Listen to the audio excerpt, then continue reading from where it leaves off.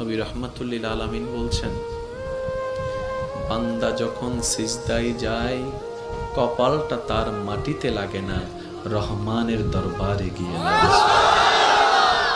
আফসোস আমাদের জন্য সেই সিজদাকে না বুঝার কারণে। আপনাদের মসজিদেও হয়তো অনেকবার আপনারা লক্ষ্য করেছেন, রুকুতে না হয় সিজদাতে না হয় বৈঠকে ইমাম যদি কোনো রকম একটু দেরি করে, 5-10 সেকেন্ড যদি একটু সালাম ফিরাতে দেরি করে কিংবা উঠতে দেরি করে, পিছন থেকে একটা কাশি নামক মিসকল চলে আসে। কাশি নামক মিসকল চলে আসে, ও ভাই তুই কাশলি কেন, তোর কি জক্কা হয়েছে?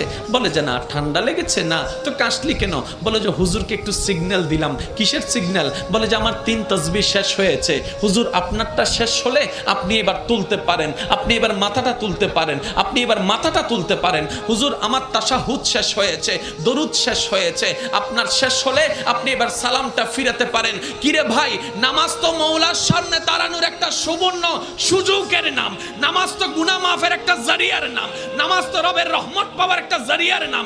এখানে এসে তুই তাড়াতাড়ি